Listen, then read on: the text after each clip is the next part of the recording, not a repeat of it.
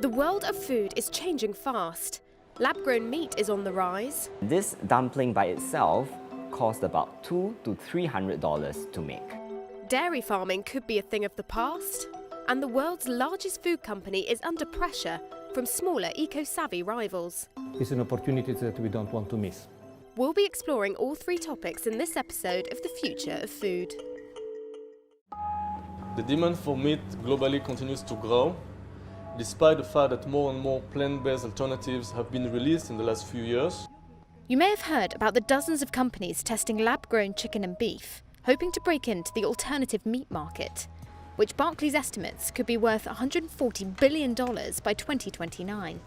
But a Singapore-based startup is wading into crustaceans, catering for more diverse diets. Shiok Meat says it's the first company to grow shrimp and lobster in the lab. Most of the companies that have started in the last 3 to 4 years have concentrated on red and white meat because that is what is consumed much more in the West. The company extracts cell samples, feeds them with nutrients, and then nurtures the stem cells into meat over 4 to 6 weeks. So all of the magic basically happens here. The proof of the so-called clean meat is in the taste. One of our reporters tried it out themselves. It just tastes like a regular dumpling. But it doesn't come cheap. And this dumpling by itself cost about $200 to $300 to make. 2.2 pounds of shrimp meat currently costs $5,000. 90% of our cost from that is actually this nutrient solution that you see everywhere. The company hopes that cost will be lowered by 100 times this year. Its eco-credentials may be appetizing too. Land-based farming has long been known for its environmental impact, one of the selling points for alternative beef or poultry. Aquaculture is no different. It's been blamed for hits to mangroves and other ecosystems across Asia, and some farms have been criticised for overuse of antibiotics. Shrimp culture is one of the worst in terms of environmental effects. So by taking the pressure off these areas through basically artificial culturing, you're actually allowing them time to regenerate or not to cause new areas to be damaged. So it's positive. It really can be a win-win.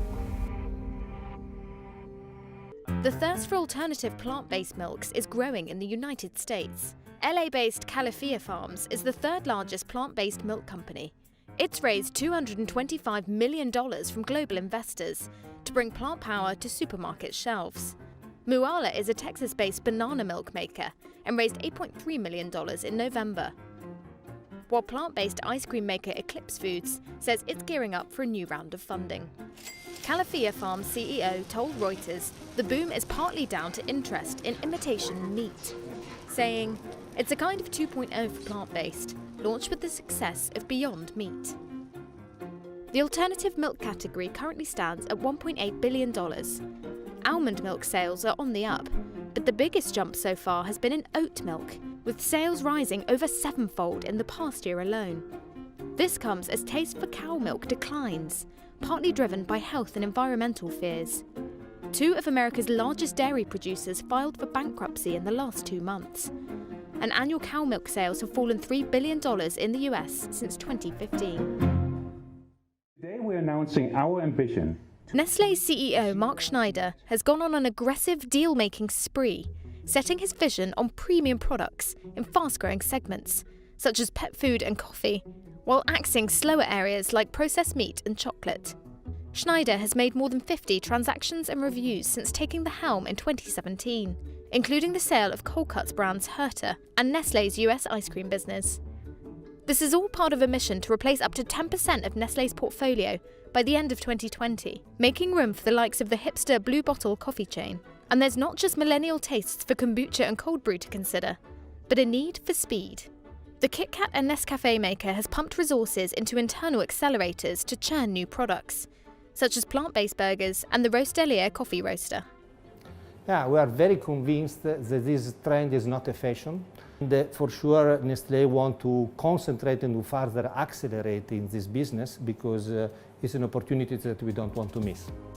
The group says it reduced the launch time of new products by 25% last year and had increased the number of launches by 30%. Schneider's recipe for Nestlé's future, it seems, is fast and furiously healthy.